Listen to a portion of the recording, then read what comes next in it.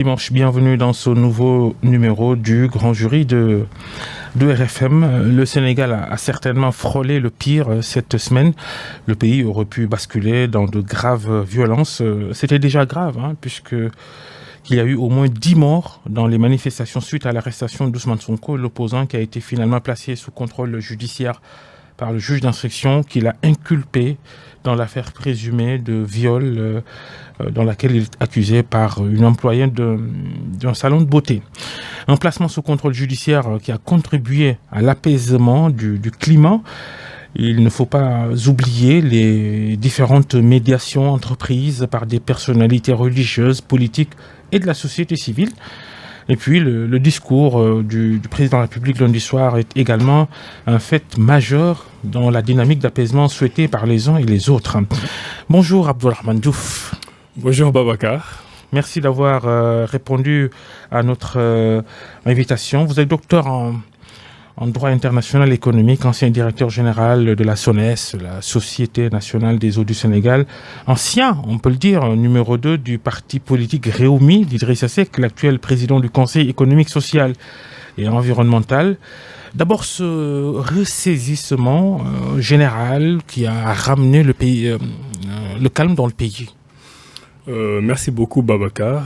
Bonjour à toutes les Sénégalaises et tous les Sénégalais. Très ravi de revenir ici discuter avec vous de ces questions majeures. Je ne sais pas si j'ai été le numéro 2 de Réumi. Il faut que je raconte la Vous le voyez pas, mais j'ai mis entre guillemets dans... Voilà, j'étais porte-parole, j'étais responsable des cadres, j'ai fait ce que j'avais à faire, mais je ne pense pas que j'étais dans une quelconque logique de hiérarchie. C'est important que je le précise parce que c'est pour l'histoire. Ce que nous sommes en train de vivre dans notre pays aussi est une histoire que nous sommes en train d'écrire. Je ne sais plus si je suis relativement jeune ou relativement vieux, mais je n'ai jamais vu ça. Je pense que sur les événements majeurs, j'ai pas vécu 62, j'ai pas vécu 68. Et encore ceux qui les ont vécus disent que ce qu'on a vécu en 2021 est au-dessus de tout en termes de gravité. Donc c'est une nation qui est en train d'écrire sa propre histoire et qui trébuche. Là, on a vraiment trébuché. Les institutions ont été secouées. Nous nous sommes posés nous-mêmes sur les fondements de notre nation. Et heureusement qu'il y a des médiations qui ont été faites, il y a un apaisement qui a été demandé et on a une accalmie. J'espère de tout cœur que cette accalmie va continuer. Maintenant, on peut se poser beaucoup de questions sur la façon dont on est arrivé à cette accalmie. Il y a eu la médiation des chefs religieux. C'est une question qui me paraît particulièrement centrale dans ce que nous sommes en train de faire en République. Parce que moi, ma conviction profonde, c'est que la République avec laquelle nous vivons depuis 1960 n'est pas le fruit de notre histoire, ce n'est pas le fruit de notre invention. C'est une République importée, c'est la 5e République française rêvée par De Gaulle lors de son discours de Bayeux de 1946, que les Français lui ont offert à partir de 1958. Les manifestations voilà. Qui étaient prévues ce samedi. Exactement, c'est là où j'en viens. Par le M2D ont été ajournés. Exactement. Le M2D, le mouvement pour la défense de la démocratie, qui s'est plié à la demande de Serigne Mountakha Bachir Mbacké, le khalife général des Mourides. Les religieux au Sénégal, des remparts, des boucliers importants contre les risques qui peuvent bouleverser le pays. Est-ce que ceux qui veulent les contourner, ils ont raison ou ils ont tort? Vous semblez embrayer sur la question principale, l'analyse à faire sur ces différentes postures, l'équilibre à trouver avec la République, l'État. C'est toute la question, surtout quand la justice doit s'exercer, entre autres. Je disais que nous ne vivons pas avec notre République. Nous vivons avec la République pensée par d'autres, avec leur propre histoire. C'est ça qui fait que nous avons des angles morts dans notre République. Aujourd'hui, tout le monde est conscient du fait que les khalifes généraux, le clergé, les chefs coutumiers sont dans le processus de décision. On ne prend aucune décision majeure au Sénégal sans les consulter. Pourtant, ils ne sont pas dans le processus formel de décision administrative. Donc, si nous devons avoir une république qui fonctionne, il faudra que cette république soit endogène, qu'on travaille avec nos réalités. Et dans nos réalités, les chefs coutumiers et les religieux ont leur place à jouer. Donc, l'équilibre à trouver, c'est de réinventer notre république et faire en sorte que toutes ces personnes qui sont en dehors du format classique, du format administratif classique, soient ramenées dans le cadre de la république et ne soient pas seulement au niveau de l'angle mort. Il faut institutionnaliser alors. On y va. Mais si on l'institutionnalise, dans le cadre de notre République telle qu'elle fonctionne actuellement, c'est contre le principe de laïcité. Mais ce principe de laïcité, nous l'avons aussi importé. La laïcité à la française est une négation de la religion. La laïcité sénégalaise doit être une agrégation des différentes religions qui doivent avoir une place importante dans le processus de décision. Donc, à mon avis, c'est toute la République qu'il faut changer pour que les religieux, les chefs coutumiers et tout ce qui relève d'éléments d'endogénéité soient pris en compte dans notre commun vouloir de vie commune. Il faut trouver le parfait équilibre. L'analyse, j'essaie d'être assez subtil dans l'analyse parce que si on réfléchit seulement dans le cadre de la République telle qu'elle existe aujourd'hui, naturellement, on dira que ces chefs religieux ne sont pas dans le processus. Mais dans la nouvelle République sénégalaise que nous devons inventer par nous-mêmes, on doit les convoquer pour qu'ils fassent partie du processus de décision. Autrement, nous continuerons à tâtonner dans tous les domaines. Les équilibres, c'est important. Mais cet équilibre-là, il faut la retrouver dans le cadre d'une nouvelle République. Dans le cadre de la République actuelle, il n'y a pas d'équilibre. C'est juste la modernité républicaine qui est en contradiction avec nos traditions sociales. L'équilibre, il faut la trouver comment? Si vous allez voir les religieux, du point de vue purement juridique et administratif, on peut vous le reprocher. Parce qu'ils ne sont pas élus. Ils n'ont pas l'onction du suffrage universel. Mais de toute évidence, ce sont des régulateurs sociaux. À mon avis, l'équilibre que vous demandez se retrouve dans le fait de bâtir, d'inventer une nouvelle façon de fonctionner à la sénégalaise qui fait que les religieux pourront être au cœur du pouvoir de façon institutionnelle. Je l'assume parce que qu'on les y mette ou non, le factuel montre qu'ils sont consultés et qu'ils sont au cœur des plus grandes décisions qui sont prises. Et quand ils interviennent sur les procédures judiciaires, sur les affaires, c'est pas un problème, hein? C'est un problème dans le cadre de la République telle qu'elle est organisée. Je veux être clair, dans le cadre de la République telle qu'elle est organisée, ce sont des institutions qui sont en dehors de la légalité républicaine. Là, on est dans le domaine de la sociologie, de l'anthropologie, de l'endogénéité. On peut choisir d'y recourir ou pas. Quand on y recourt et que ça produit les résultats escomptés, comme c'est le cas, tout le monde applaudit. Mais il ne faut pas oublier que nous avons, par exemple, vécu l'histoire d'Indigal. Je fais partie d'une génération qui a connu ça. Et à l'époque, les hommes politiques qui n'en bénéficiaient pas s'en offusquaient. C'est parce que ce religieux-là, ce chef coutumier-là, est en dehors du processus, encore une fois, légal, républicain de prise de décision politique. Maintenant, c'est tout ça qu'il faut réinventer. Moi, je pense que cette crise nous a montré les limites de cette modernité qu'on nous a imposée et que nous sommes en train de vivre. C'est à nous d'imposer notre propre modernité. Ce n'est pas seulement de la théorie. Mais tant qu'on n'aura pas une République sénégalaise fondée sur nos valeurs, fondée sur notre vécu, tant qu'on n'aura pas écrit notre propre récit, notre propre histoire qui nous dise, nous, Sénégalais, après avoir vécu tel ou tel autre événement historique, nous en arrivons à vouloir une République sénégalaise fondée sur nos valeurs, nous aurons toujours des difficultés. Ces questions-là viendront toujours. L'exemple qu'on donne souvent, c'est le Code de la famille, où on a essayé de trouver des équilibres entre la modernité française et les traditions musulmanes africaines. C'est pour ça qu'on en arrive par exemple à une polygamie acceptée par les traditions africaines, alors que d'autres pays qui se disent musulmans n'ont pas du tout accepté la polygamie. On a essayé d'avoir un syncrétisme religieux adossé à une république et tout ça fait que nous sommes des êtres hybrides. Maintenant, pour redevenir nous-mêmes, y compris au niveau de la République, il faut que nous inventions nous-mêmes notre façon de faire pour être endogène, pour être solidaire, pour être africain avant d'aller à l'assaut du monde. Et ça, on ne l'a pas encore réussi. Un code de la famille très mal appliqué du reste. Alors, parce que c'est un tissu de contradiction entre les legs que nous avons de nos ancêtres, l'apport de l'Orient, de la religion musulmane, et l'apport aussi de la religion chrétienne. Et ça fait que nous sommes des êtres hybrides, qui nous marions avec 4 femmes quand ça nous arrange, et qui disons qu'on est des monogames quand ça nous arrange. Ceux qui font la promotion du changement de système, ils ne peuvent pas changer le système, alors sans les religieux, c'est impossible. C'est totalement impossible, parce que les religieux, tel que ça fonctionne, ça fait partie de notre ADN. Et continuer à fonctionner sur la base d'une supposée modernité qui ne tient pas compte de nos traditions est un problème. C'est pour ça qu'il faut refonder cette République. Même ce système qui est préconisé pour être changé ne sera pas changé en profondeur tant que nous sommes dans le macro-mimétisme ou dans le micro-mimétisme des institutions. Moi, ma conviction, ça me permet de faire la transition, c'est que le gros problème du Sénégal depuis 1960, c'est l'institution du président de la République. Je ne dis pas le président de la République. Ce n'est ni un problème de Senghor, de Diouf ou de Wade ou de Sall. La fonction. C'est l'institution, la fonction du président de la République qui fait que nous sommes dans une république totalement désincarnée qui refuse de se réinventer. Le président de la République, il est le chef des armées, il dispose de l'administration, il dispose du cadre réglementaire, il nomme à tous les emplois civils et militaires. Quand il veut, il a les pouvoirs exceptionnels, il peut gouverner par ordonnance. Vous ne pouvez pas concentrer autant de pouvoir en un seul individu sans pour autant qu'il y ait des dérives narcissiques. Quel que soit le nom de celui qui sera le président. Vous ne pouvez pas, et ça c'est ma conviction profonde, parce que c'est une démocratie aussi qu'on a importée sans pour autant avoir pris le temps d'y réfléchir. Je considère que dans une démocratie, on est dans le règne de la majorité, mais nous sommes dans le règne de la majorité avec des minorités qui gouvernent des majorités. Et je vous donne très rapidement deux ou trois... Mais Abdelrahmane Diouf, il va falloir aussi être sociologiquement prêt pour engager ces grosses réformes. Mais il faut être sociologiquement prêt. Qui est au cœur de la sociologie? C'est le jeu des acteurs.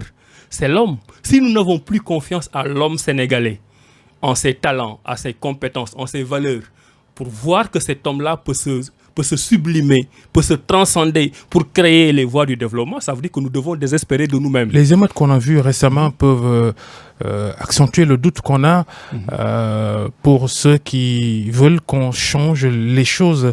Il faut peut-être que chaque entité de la société se remette en cause. Vous parlez de valeurs, il nous en manque beaucoup. Je ne pense pas foncièrement que les Sénégalais soient mauvais. Mais les Sénégalais sont gouvernés d'une façon qui fait que dans leur vécu quotidien, ils sont confrontés à des frustrations importantes qu'ils sont obligés d'exprimer. Et ces frustrations viennent aussi de la façon dont le pays est organisé. J'aimerais bien revenir sur mon exemple pour dire que nous sommes gouvernés par des minorités. C'est cela qui fait que l'appropriation de la décision des dirigeants est des fois difficile. La dernière élection présidentielle, le président Macky Sall est élu au premier tour avec 2 500 000 voix. Mais 2 500 000 voix, c'est une majorité en termes électoraux, en termes de démocratie. Mais c'est une minorité sociologique.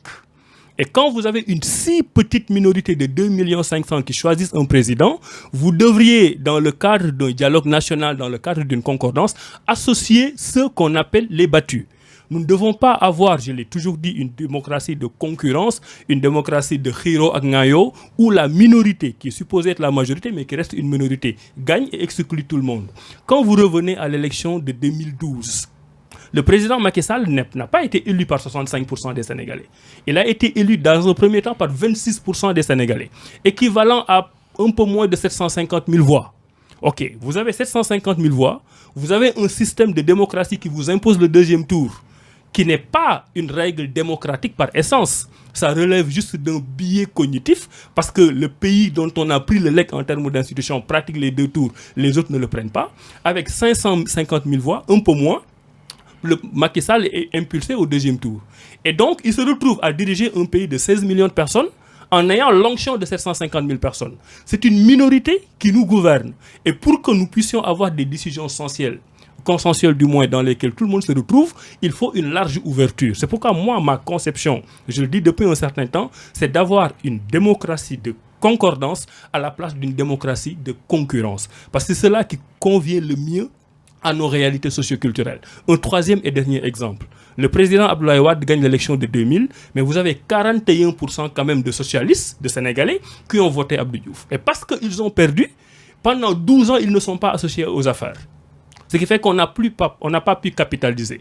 Si cela est fait, qu'est-ce que vous voulez dire? Ce que je veux dire, c'est qu'il nous faut changer même le système électoral, éliminer le second tour de la présidence. C'est une possibilité. Moi, dans ma conception des choses, dans la République sénégalaise que je voudrais, on aurait une démocratie de concordance où les gens exerceraient le pouvoir en proportion des résultats qu'ils ont obtenus. C'est ça qui fait que les vainqueurs ne vont plus surfer sur une vague. C'est ça qui fait que les vainqueurs ne vont plus écraser les vaincus.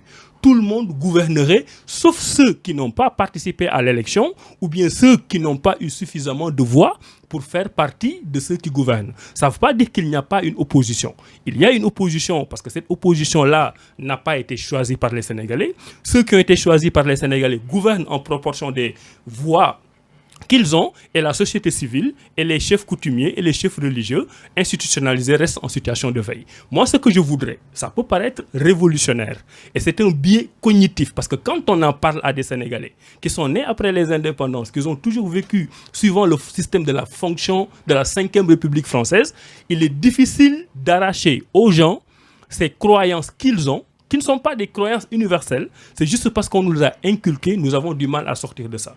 Mais à l'heure de faire le bilan, à quoi sert une institution dans un pays? À impulser un développement économique et social. Si au bout de 60 ans, nous nous rendons compte que la façon dont fonctionnent nos institutions ne sont pas le résultat de notre histoire et ne parviennent pas à propulser un développement économique, on ne s'en sortira pas. Je peux vous donner un autre élément d'angle mort de notre système. Le secteur privé, l'économie. Faites aujourd'hui les statistiques. Ceux qu'on appelle les champions nationaux chez nous, ce sont ceux qui sont passés par les mailles du filet et qui ne sont pas passés par le système classique, scolaire, universitaire qui leur promettait une réussite merveilleuse. Ce sont des gens qui ont fait un pied de nez au système, qui ont réussi avec d'autres valeurs africaines et sénégalaises et qui sont aujourd'hui les champions économiques. Mais la démocratie sénégalaise institutionnalisée telle qu'elle fonctionne ne les voit pas. Comment vous pouvez construire un pays en mettant à côté ceux qui ont été les meilleurs en termes d'entrepreneuriat économique? C'est parce que nous avons un système de démocratie qui nous dit tant que vous ne parlez pas français et que vous n'écrivez pas français, vous ne faites pas partie du système. Les Français, eux, peuvent le faire parce que le français est leur langue maternelle. C'est le produit de leur histoire. Mais si vous importez ça de façon tous azimuts, vous tuez des intelligences et des esprits d'entrepreneurs qui, juste parce qu'ils n'écrivent pas de la gauche vers la droite, ils écrivent de la droite vers la gauche, vous les mettez en marge de la République, dans l'angle mort de la République. Comment pouvez-vous avoir un pays où 95% des gens sont dans l'informel?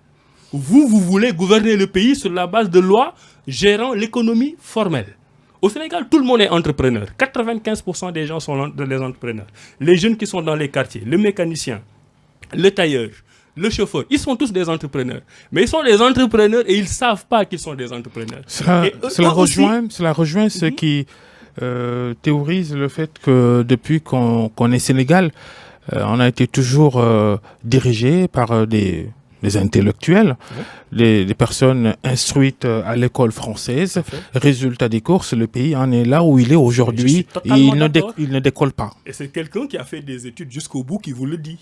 C'est-à-dire que j'aurais pu, du haut de mon doctorat, penser que c'est le bon système qui fonctionne. Mais je constate que ce système importé ne permet pas de mettre en exergue nos intelligences collectives. Je vous donne un autre exemple. Je sais que ça prendra du temps parce qu'il y aura de la transition. Quand on écrit dans la constitution sénégalaise qu'il faut savoir lire et écrire français pour être président de la République du Sénégal, il est évident que dans le système actuel, il le faut. Un président qui ne lit pas le français dans un pays où la langue officielle est le français ne peut pas être un président. Mais ce n'est pas notre histoire. Ce n'est pas notre pays. Aujourd'hui, je ne veux pas citer des noms, mais Nous ne sommes pas les seuls cependant à adopter des langues officielles. Tout le monde emprunte des langues. Oui, mais puisque nous on fait comme tout le monde et que tout le monde c'est la règle du jeu établie par l'autre, nous ne sortons pas de l'ornière. La plupart des gens ont inventé des systèmes de promotion sociale et intellectuelle sur la base de leur propre langue. Faites un tour en Afrique, dans la East African Community, en Tanzanie, un peu partout. Vous voyez que les langues nationales sont en train de prendre de la proportion. Mais ce que je veux dire... L'Éthiopie, c'est intéressant. Ce que je veux dire, c'est que l'intelligence n'est pas déterminée par la langue qu'on parle. Tout à fait. On peut être né au Sénégal, faire des études coraniques ou ne pas faire des études, bâtir un empire économique. Celui qui a su passer par les mailles du filet, avoir l'intelligence de créer 1000 emplois, 2000 emplois, 10 000 emplois. Là où le président, lui, qui parle le français, à la limite, il a créé 2 emplois dans sa vie, celui de sa bonne et celui de son chauffeur. Et vous allez nous dire que cette personne qui a une intelligence sénégalaise purement ancrée, endogène, n'a pas les possibilités de diriger les pays. Pourquoi? Parce qu'on a mis devant lui une barrière infranchissable et cette barrière, c'est le français. Je ne dis pas qu'il faut le changer là, tout de suite, maintenant. Parce qu'on a nos réalités. Mais il faudrait qu'on réfléchisse à des transitions qui nous permettent d'arriver à une république sénégalaise. Moi, c'est ça mon point de vue. On peut donner les mêmes exemples. Il faudra bouleverser tous les rouages de ce pays-là. Mais il y a une transition. À la base, déjà, à la base. Imaginez qu'on ait démarré ça en 1960. Aujourd'hui, on aurait eu une génération avec une république purement sénégalaise. Mais personne ne l'a fait. L'école que vous avez faite, Babacar, l'école que j'ai faite, l'école que nos enfants font avec beaucoup de difficultés, en entrant à l'école à 6 ans, où vous allez passer beaucoup de temps à apprendre une langue avant d'apprendre à avoir des connaissances. Ce n'est pas l'école de Cheikh Anta Diop, c'est l'école de Jules Ferry. Ce n'est pas le produit de notre histoire. Moi, je voudrais qu'à un moment donné, on s'arrête pour se dire ce que nous sommes en train de faire, ça n'a pas marché. Ce n'est pas la faute des uns ou des autres. On n'est pas en train de chercher des boucs émissaires. Chacun a fait ce qu'il a pu faire suivant les moyens qui lui étaient donnés. Mais nom de Dieu, ça ne marche pas. L'introduction des langues nationales dans les programmes scolaires est un début de solution, même si c'est encore timide. Il y a de bonnes raisons d'espérer un peu. Mais pourquoi c'est timide au bout de 60 ans? En une génération, des choses peuvent se faire. En une génération, moi je fais partie de la génération encore à l'université, j'ai vu l'homme rwandais à la limite méprisé parce qu'ils s'entretuaient entre eux. En une génération de mon vivant, j'ai vu cet homme rwandais adulé pour ce qu'il a pu faire par son pays. On n'a pas besoin de 100 ans pour évoluer. La question, c'est pourquoi toutes ces questions qui font l'objet d'un consensus ne sont pas appliquées. Pourquoi l'école de Cheikh Anta Diop ne se substituerait pas à l'école de Jules Ferry? Pourquoi dans nos écoles, on n'apprend pas des choses qui sont basées sur nos réalités africaines? Pourquoi dans notre école, on a des curriculums qui n'ont absolument rien à voir avec les besoins de notre société? Surchargés aussi inutilement d'ailleurs. Surchargés inutilement. Moi, je rigole toujours avec mes professeurs de français pour leur dire, j'ai jamais compris pourquoi en première, j'ai appris les Rougon-Macquart. Ça ne dit rien à personne, mais ce sont des choses qu'on a apprises. J'ajoute souvent, pour m'intéresser beaucoup à ces questions d'éducation et pour avoir voyagé un peu partout dans le monde, que même la façon dont nos programmes scolaires sont organisés fait que nous grandissons avec des mindsets d'échec. Aujourd'hui, vous prenez un jeune Américain de 16 ans, il est adolescent. Il n'est pas particulièrement brillant, il ne fait pas de bons résultats à l'école. Mais on lui apprend que lui, citoyen américain, il est au-dessus de tout le monde. Il grandit avec cette épopée de ses ancêtres qui font que lui, il est devenu le meilleur du monde.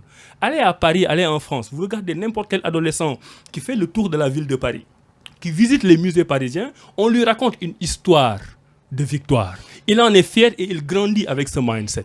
Nous, dans toutes nos leçons de l'école primaire au bac, on nous apprend toujours que nos ancêtres ont résisté, mais à la fin, ils ont été défaits. Lat Dior a été défait. Alboury Ndiaye a été défait. Même ceux qui ont résisté pacifiquement, en fin de compte, ils ont été défaits. Et on ne se rend pas compte qu'à cet âge-là, on nous inculque déjà une histoire d'échec. Nous vivons, nous grandissons avec une histoire d'échec. Ça rentre dans les schèmes et c'est mal parti. Ça rentre dans les schèmes et nous l'acceptons. Et c'est ça qui fait que même dans nos politiques économiques, il y a une forme de haine de soi. Quand vous regardez comment nos pays sont dirigés aujourd'hui, en termes de patriotisme économique, nous avons même peur de prononcer le mot. Nous avons même peur de prononcer le terme préférence nationale. Nous avons peur de dire que nous nous préférons à nous-mêmes plutôt qu'aux autres.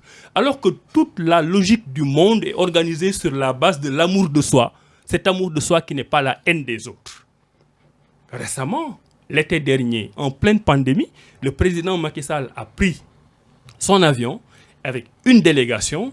Il a été l'invité d'honneur du MEDEF. Le MEDEF, c'est le patronat français. C'est le secteur privé français. Le thème, c'était la renaissance des entreprises françaises. Donc, vous allez présider, invité d'honneur du MEDEF français, sur le thème de la renaissance des entreprises françaises, dont le chiffre d'affaires le plus important va être basé sur les richesses qu'ils vont venir prendre chez nous, au détriment du secteur privé national. C'est un point extrêmement... Ça nous questionne. Comment on peut en arriver à cette haine de soi ? Comment on peut en arriver à ne pas comprendre que le Sénégal doit être un pays ouvert? Nous sommes d'accord. Nous avons besoin des investissements directs étrangers. Nous sommes un pays d'émigration qui doit ouvrir aussi ses portes. De ce point de vue, le discours ne peut pas être ambigu.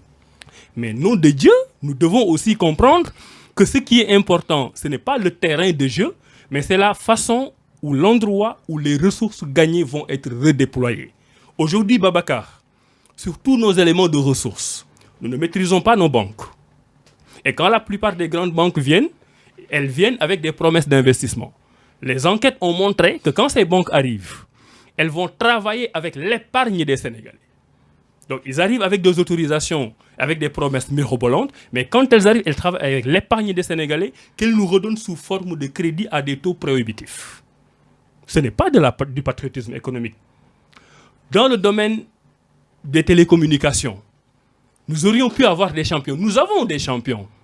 L'histoire de la Sonatel a été écrite par des Sénégalais à la base. On s'est organisé pour que les dividendes majeurs ne reviennent pas aux Sénégalais. Ils gagnent de l'argent, mais les dividendes majeurs sont externalisés et sont rapatriés. Plus de 200 milliards CFA par année. Exactement. Dans le domaine de l'eau, on a fait une réforme récemment, on est passé de SDA à SEN'EAU.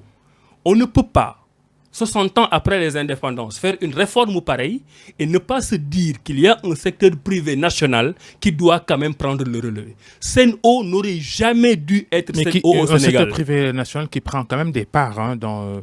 Les parts ne sont pas majoritaires. La plupart des dividendes sont externalisés. Vous pouvez vérifier. Vous prenez l'aéroport. Moi, je voyage.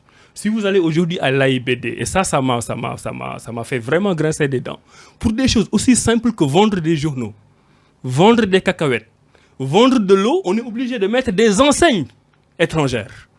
Comme si nous ne pouvions pas, vous m'excusez. Donc, puisque dans tous les aéroports du monde, il faut Relay, je les cite, il faut à l'AIBD Relay. Alors que vous auriez pris n'importe quel jeune de 20 ans, vous le formez, vous lui donnez un petit capital, mais il vous vend le Sud Quotidien, il vous vend on n'a pas besoin d'être étranger pour vendre des cacahuètes et de l'eau dans un aéroport. Et dans tous les domaines de la vie économique et sociale. Aujourd'hui, quel est le domaine de la vie économique et sociale sénégalaise où on a un patriotisme sénégalais, où ce sont les Sénégalais qui règnent? À moins, sauf à considérer que nous sommes incompétents en tout. Donc quand vous avez cette façon de penser, avec ce biais cognitif qui fait que vous devez défendre les intérêts des autres avant de vous défendre vous-même, il y a un problème. Et là, je fais une chute. Ces jeunes que vous voyez dans la rue, mais ce sont des jeunes désespérés. Ce sont des jeunes qu'on ne peut pas charger parce qu'ils sont le fruit de notre système. Ils sont le fruit de notre système médiocre qui ne leur donne pas voix au chapitre. Moi, je suis resté longtemps sans vivre au Sénégal. Peut-être que vous êtes habitué à certaines choses. Mais moi, les jeunes que je vois en allant à Rufisque, dans la rue, en train de vendre des bricoles, en train de vous vendre des CD, même si le procédé n'est pas intellectuellement correct. Mais ce n'est pas des jeunes yafous. C'est des jeunes qui veulent arriver à la réussite et qui n'ont pas les voies et moyens. Et on est en train de leur dire, tant que vous ne parlez pas un français châtié, vous n'êtes pas accepté par le système. Et encore, même pour ceux qui parlent un français châtié, au Sénégal, entre la fonction publique et le secteur privé, vous avez moins de 500 000 salariés. Moins de 500 000 salariés sur 16 millions de personnes. Et vous avez cette administration. Public et privé confondus. Public et privé confondus. Ouais. C'est une minorité. Ensuite, vous avez la politique. Je vous ai dit tout à l'heure que nous avons des majorités qui sont en réalité des minorités. Quand ce petit clan-là s'enferme quelque part pour prendre des décisions qui impactent le pays, du point de vue négatif, les gens ont le droit, sans aller caillasser, sans faire des émeutes, mais ils ont quand même le droit d'exprimer leur ras-le-bol. Dans une tribune que vous aviez signée dimanche dernier, veille du deuxième face-à-face entre Ousmane Sonko et le juge d'instruction chargé de son dossier sur l'affaire présumée de viol, vous alertiez. C'est une tribune que vous adressez principalement au président de la République. Vous lui avez demandé de parler aux Sénégalais, c'est qu'il l'a fait lundi soir. Après avoir parlé, vous dites qu'il ne nous a pas vraiment parlé parce que le discours est décalé. Il a déclamé sa nouvelle vision en termes de promotion de l'emploi des jeunes, 300 milliards sur 3 ans. Vous n'êtes toujours pas convaincu? Absolument pas. Déjà, le fait que le président de la République nous parle, c'est un gros problème. Moi, si vous regardez justement ma page Facebook, je pense que j'avais posté quelque chose comme ça en 2015 ou 2016. Le président Macky Sall ne nous parle pas. Pour lui, c'est une faculté. Il nous parle quand il en a envie, quand il le veut, peut-être suivant ses états d'âme et ses humeurs. Mais nous l'avons élu aussi en partie pour nous rassurer. Mais quand je vous ai dit tout à l'heure, quand vous concentrez autant de pouvoir chez un homme, quel que soit son nom, il y a un risque de dérive narcissique.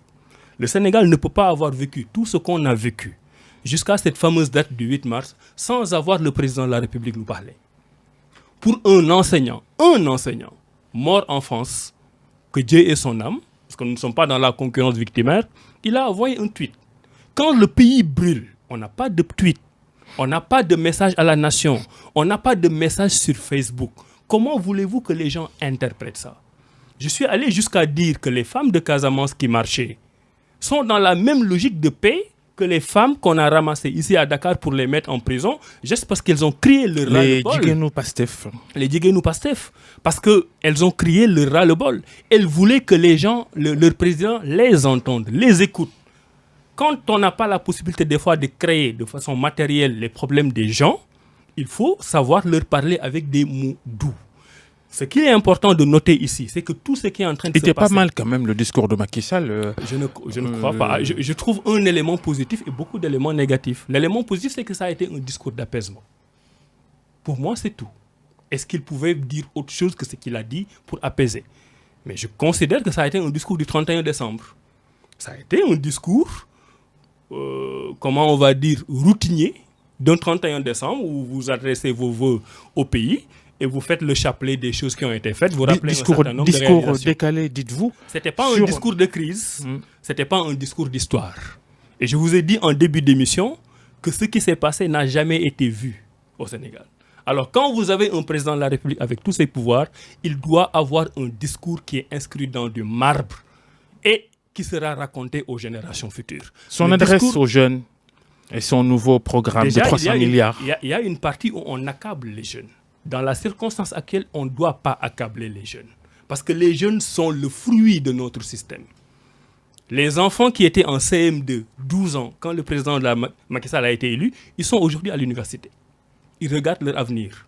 Pour cela, ce n'est ni Senghor, ni Diouf, ni Wade, c'est Macky Sall. C'est Macky Sall qui gère leur vie. Et ils ne voient pas de réponse. Cette année, il y a eu 75 000 bacheliers. Pour la plupart d'entre eux, les cours n'ont pas encore commencé. Pour ceux qui aspirent à travailler, l'État n'a pas globalement vocation à leur donner du travail, mais les mécanismes qui doivent leur permettre de trouver du travail n'ont pas été mis en place. Il y a des politiques étatiques qui ont été prises, mais dans la plupart des cas, c'est de la sloganisation. Ce sont des slogans qu'on aligne. Quand vous êtes en face de cette responsabilité, vous devez prendre de la hauteur, reconnaître vos fautes et vos responsabilités et proposer des choses concrètes. Et ce qu'on a proposé, je suis désolé de le dire parce que moi je ne suis pas dans le fétichisme des chiffres, mais regardez tout le règne du président Macky Sall. Ça a commencé avec les conseils des ministres décentralisés, ça a toujours été le fétichisme des milliards. On considère qu'à partir du moment où on a nommé l'existence de milliards, on a réglé le problème. Où sont tous ces milliards qui ont été distribués, soi-disant distribués un peu partout, et quel est l'impact que cela a eu sur la vie de la nation? Mais là où j'attendais surtout le président Macky Sall, c'est que quand vous avez l'onction du suffrage universel, vous êtes élu pour 5 ans. Moi, je fais partie de ceux qu'il ne faut pas rompre la légalité républicaine. Je ne suis pas de ceux qui demandent la destitution du président. Je ne suis pas de ceux qui demandent de la transition ou des élections anticipées. Il a été élu. Il assume son mandat. C'est ma conviction.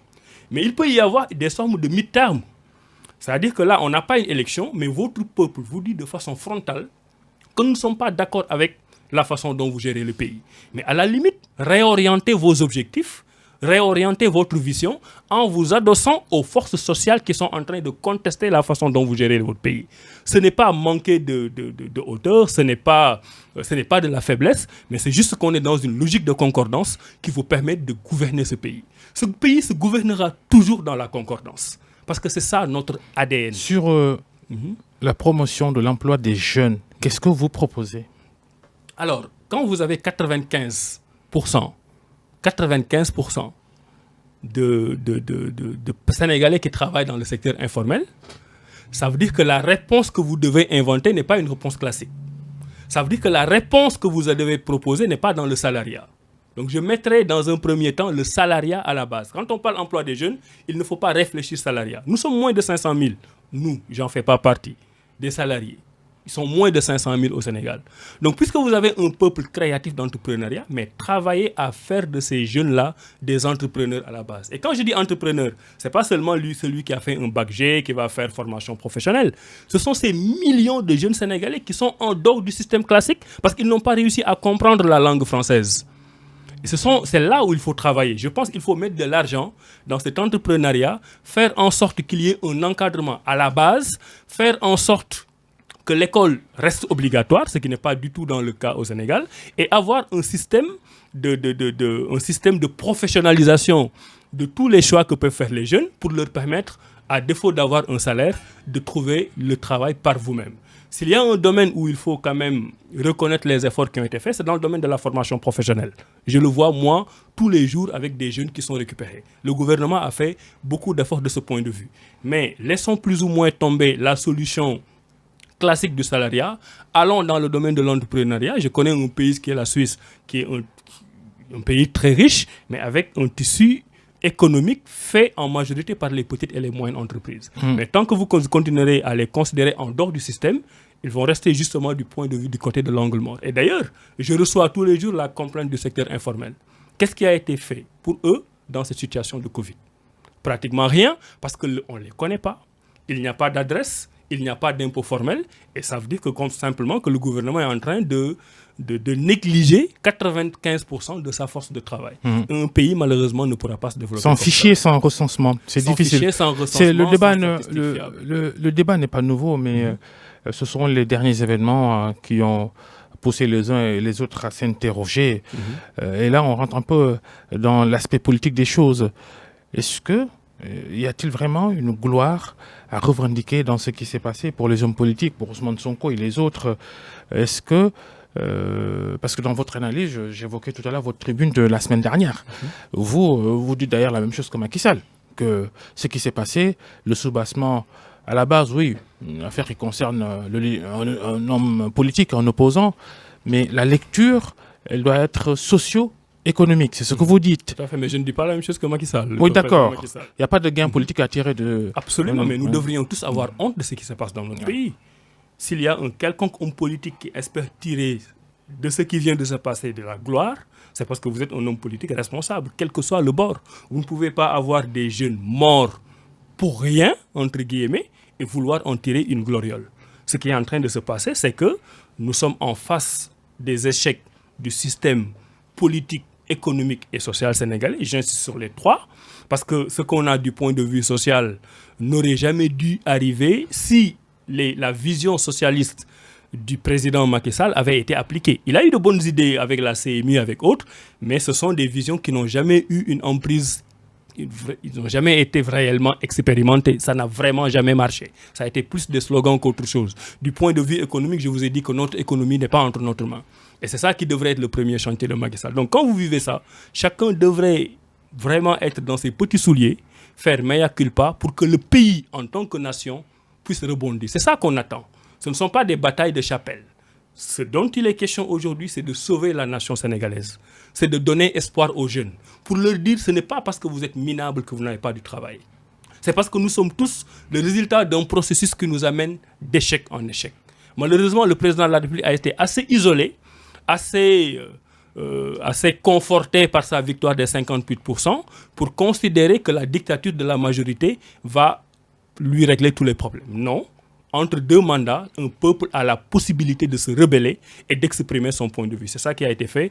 Et nous espérons que le reste du mandat, les 3 prochaines années, il va les utiliser pour apporter des réponses concrètes à ces jeunes, à ces femmes, à toutes ces personnes qui ne mangent pas à leur faim, à toutes ces personnes qui n'ont pas du travail et pourtant qui croient au Sénégal. À tous ces jeunes qui ont pris les pirogues pour aller en Espagne, sans pour autant, là aussi, que le président nous parle. C'est un problème. Sur les derniers événements, au moins 10 morts, disais-je en début d'émission. La responsabilité du gouvernement actuel, mais la responsabilité de l'opposition aussi, comment, d'accusation de viol, on est arrivé à une crise politique avec tous ces dégâts-là, humains, matériels. C'est un raccourci que l'opposition aussi a pris dans cette affaire-là.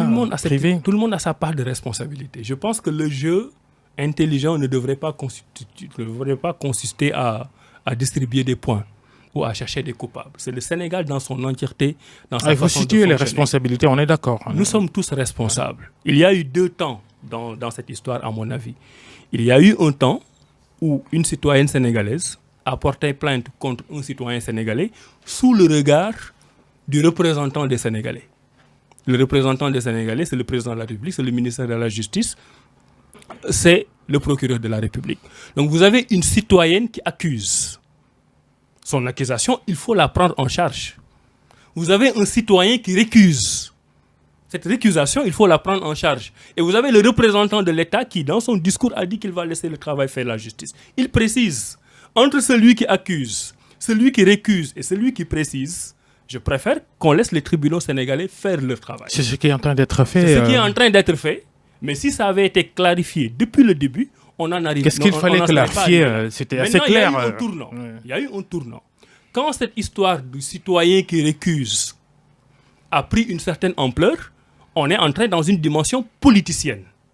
Et c'est là où moi, j'ai préféré prendre la parole. Ailleurs, dans d'autres pays, dans de grandes démocraties, des hommes politiques ont souvent maille à partir avec la justice sans qu'il y ait ces extrapolations politiciennes. Pourquoi, dans cette affaire, Ousmane Sonko Adji Sarr, n'a-t-on pas laissé la justice arbitrer tout simplement? Ce que je suis en train de vous dire, c'est ce qui doit être fait. Une citoyenne a accusé, un citoyen a récusé, le tribunal, le procureur, le président de la République est en train de faire son arbitrage à travers la justice. À mon avis, on doit s'en arrêter là sans aucun commentaire de plus. Maintenant, ça a dévié. Ce n'est pas votre subjectivité anti-pouvoir qui est en train de parler là. Moi, je ne suis pas anti-pouvoir. Moi, je suis pour le Sénégal. Parce que je considère que cette affaire, à la base privée, a pris des relents politiciens quand on a commencé à créer d'autres charges vis-à-vis du citoyen qui a récusé. On a commencé à parler de l'ordre public. Et vous savez comment fonctionne le cerveau? Quand on a commencé à parler de troubles à l'ordre public, d'insurrection, mais là on s'est vu que c'est le même pouvoir qui a tout le temps manigancé pour éliminer des adversaires politiques sérieux qui est revenu dans le jeu. Et ça nous a rappelé Khalifa Sall, ça nous a rappelé Karim Wade. Et on s'est dit, au-delà de cette affaire privée qui peut être réglée par le tribunal, on est en train justement de manigancer pour régler son compte à un autre candidat sérieux. Et c'est ça que nous ne pouvons pas accepter. Vous voyez, tout le régime du président Macky Sall a été gangréné par cette question de sélectivité. Vous flirtez encore à nouveau avec la politique. Vous qui aviez gelé vos activités à Rewmi, le parti d'Idrissa Seck, au lendemain de la dernière présidentielle, vous semblez donc renouer avec la politique. Alors dites-nous, Abdourahmane Diouf, vous revenez en politique? Mais je n'ai jamais quitté la politique. On ne quitte jamais la politique. Quelqu'un comme moi ne peut jamais quitter le Sénégal. Moi, j'ai le Sénégal au cœur, comme le président de la République a le Sénégal au cœur. J'ai toujours essayé d'apporter une contribution, que je sois dans le champ politique partisan ou non.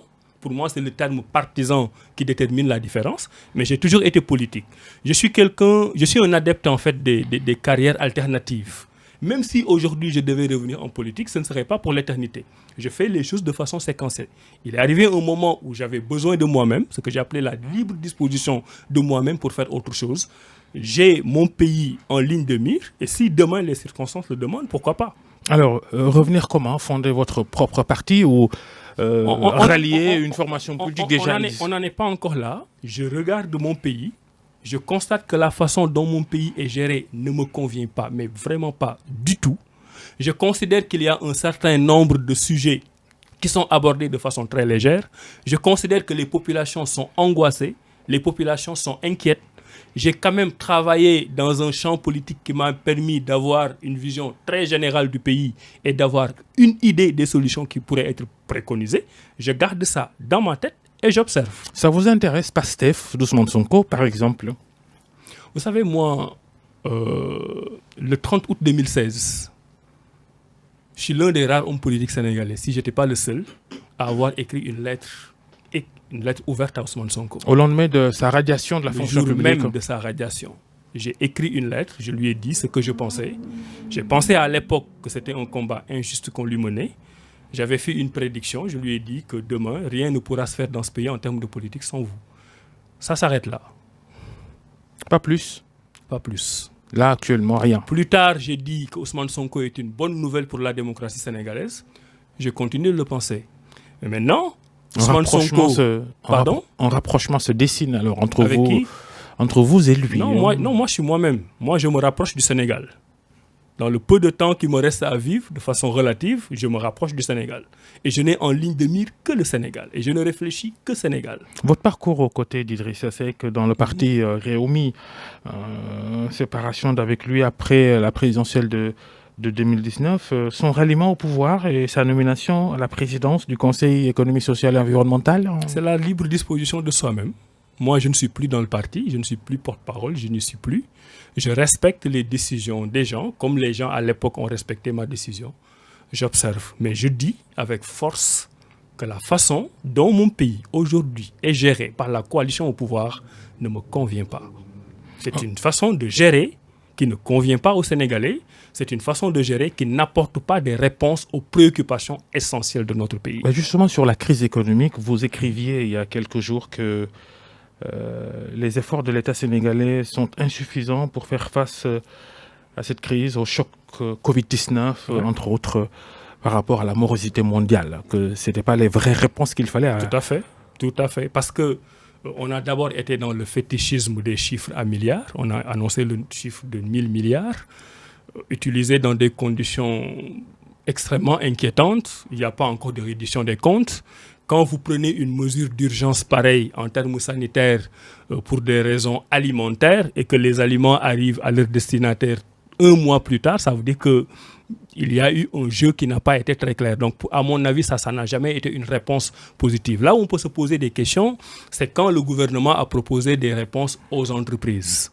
Encore une fois, ces entreprises, dans le tissu économique social au Sénégal, sont minoritaires. Mais je peux vous donner juste 2 exemples. L'État n'avait pas demandé, par exemple, à ce que les impôts que les petites entreprises lui doivent soient éliminés.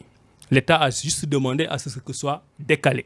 Comme si le simple fait de les décaler, alors qu'on est encore en situation de crise, permettait de régler les problèmes de trésorerie des entreprises. Ce n'était pas une décision qui a un impact positif sur le fonctionnement des entreprises. De l'argent avait été donné. On disait aux entreprises, on peut vous donner de l'argent pour payer les salaires. Alors que sous forme de dette, c'est là où ça n'a pas été très malin. Parce que vous êtes à l'origine d'une situation pour une entreprise qui doit faire face à des questions de trésorerie au moment où il ne crée plus de la richesse et vous lui dites que c'est une dette. Mais demain, quand il va faire de la richesse et vous rembourser votre dette, ça veut dire qu'il va devoir encore prendre d'autres dettes. À mon avis, ce ne sont pas des solutions qui ont été directement opérationnelles. Pourquoi ? Parce que, et ça c'est au Sénégal que j'ai vu ça, personne ne s'est posé la question de la responsabilité sans faute de l'État. C'est vrai qu'on est dans des circonstances exceptionnelles.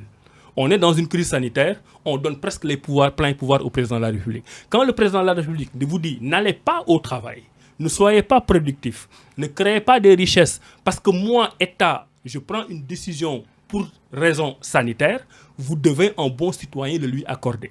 Mais après, quand vous avez des difficultés dans le fonctionnement de votre entreprise, c'est l'État qui a engagé sa responsabilité sans avoir commis de faute, qui doit réparer les dommages et le préjudice que vous avez subi. Essayez de faire des enquêtes aujourd'hui sur les contentieux qu'il y a actuellement en matière de loyer. Parce que vous êtes un père de famille, vous devez travailler. On vous dit non, on est en situation de semi-confinement, vous ne pouvez pas aller travailler. Vous avez un manque à gagner. Ce manque à gagner fait que vous ne pouvez pas payer le loyer. Celui à qui vous devez payer le loyer, lui, a pris un prêt bancaire. La banque ne lui donne pas des facilités pour rembourser son prêt. Donc, par la décision de l'État d'arrêter l'activité économique, les gens sont dans des situations difficiles. C'est légitime parce que l'État le fait avec une bonne raison qui est la situation sanitaire. Mais l'État derrière devrait prendre en charge ces préjudices qui sont subis. Si ça avait été dans un pays à forte démocratie, on aurait eu des compilations de contentieux dans les tribunaux et l'État aurait été condamné. Mais ici, l'État fait tout ce qu'il veut. Ils ont les prérogatives de puissance publique. Personne n'a les moyens de contester, surtout sur le secteur informel. Et on surfe sur le fétichisme des chiffres pour donner l'impression qu'on a trouvé des solutions. C'est la fin de cette émission. On aurait pu parler un peu de l'Afrique parce que la situation actuelle du Sénégal, il la partage avec beaucoup d'autres pays. On aurait pu, en tant qu'expert du droit international en termes de commerce, aborder avec vous les changements intervenus à l'OMC avec la nomination de la Nigériane Ngozi Okonjo-Iweala au poste de directrice générale de l'Organisation mondiale du commerce, parce que en 2009 déjà, à vos débuts de jeune intellectuel, vous aviez publié un livre chez l'Harmattan France, livre intitulé « L'Afrique et le droit à la différence dans les négociations commerciales internationales, OMC, APE, intégration régionale ». On voulait juste savoir 5 secondes, qu'est-ce que ça va changer, cette nomination de Ngozi Okonjo-Iweala, parce que sur les échanges commerciaux internationaux, la part de l'Afrique n'est que de 2%. Tout à fait. Est-ce que ça va changer quelque chose ? Au lieu de 5 secondes, 10 secondes, parce que je tiens à parler du mandat. Le mandat présidentiel. Beaucoup d'autres, on leur pose la question, ils ne répondent pas. Moi, on me pose la question, mais je veux y parler. Le mandat de Macky Sall, le troisième mandat ? En principe, il n'y aura pas de troisième mandat. Et j'enlève même le en principe. Le président Macky Sall sait qu'il n'a pas droit à un troisième mandat. Je pense qu'il ne veut pas faire un troisième mandat. Et on n'est pas dans une logique de lui accorder un troisième mandat. Ma conviction, c'est que le stress que les Sénégalais sont en train de vivre est lié au fait qu'ils n'ont pas de prévisibilité sur le calendrier électoral. Et une simple déclaration de principe du président Macky Sall pour accepter ce qu'il a fait inscrit dans la Constitution réduirait le stress des Sénégalais et les ferait concentrer sur le travail. Pour vous, il doit déclarer tout de suite et maintenant qu'il n'est pas candidat en 2024. Il doit déclarer de façon officielle et solennelle, même si la loi ne lui oblige pas, qu'il ne sera pas candidat en 2024. Et ma conviction, c'est que le 3 avril 2024, dans 1115 jours précisément, il y aura une passation de service au Sénégal et le président Macky Sall devra passer la main. Maintenant, sur Ngozi, c'est vrai que l'Afrique à 2% du commerce mondial, le commerce intra-africain toujours entre 14 et 16%, ça vacille, mais je pense qu'on a des bonnes nouvelles. Ngozi est une bonne nouvelle. C'est vrai que l'OMC sera dirigé par les membres, que la directrice aura un rôle de coordination, mais elle aura la possibilité d'agir dans ce qu'on appelle l'agenda setting. Le problème des Africains à l'OMC, c'est que leurs préoccupations de demande de flexibilité commerciale ne sont même pas souvent écrites dans l'agenda. Et puisque ce n'est pas écrit dans l'agenda, on n'en parle pas. Et puisqu'on n'en parle pas, il n'y a pas de solution. Maintenant, c'est une bonne nouvelle. À côté, il y a la zone de libre-échange continental. Ce qui fait que nous devrions apprendre à commercer entre nous-mêmes avant de commercer avec les autres. Ce petit élan de protectionnisme intra-africain nous permettra de créer des entreprises, de développer notre industrie et de pouvoir nous mettre en concurrence avec le reste du monde. Merci Abdourahmane Diouf, notre invité, ancien porte-parole de Rewmi, le parti d'Idrissa Seck. Vous êtes docteur en droit international commercial, ancien directeur général de SONES. Économique, excusez-moi. Ancien directeur général de la SONES, ancien directeur exécutif du Club des investisseurs sénégalais. Le Club des investisseurs qui est l'une des idées les plus lumineuses qui a été expérimenté. Que vous avez quitté suite à l'affaire Ndengler, en tout cas. Non, pas faire Ndengler. Oui, forcément, pas forcément. Pour d'autres raisons. Ce que je veux dire, et c'est important, c'est lié au patriotisme de l'affaire Ndengler. Une fois que des Sénégalais se mettent ensemble pour défendre leur tissu économique, qui ne sont pas des privilèges pour eux-mêmes, mais qui se disent ce que les autres sont en train de faire, nous pouvons le faire, ils méritent un minimum de soutien de l'État. Merci d'être passé devant le grand jury de RFM. Docteur Abdourahmane Diouf, merci à Yaya et Abdou à la régie, à Magui et ses équipes au digital. Restez avec nous, les programmes continuent et le grand jury la semaine prochaine, dimanche prochain. Bonne fin de week-end.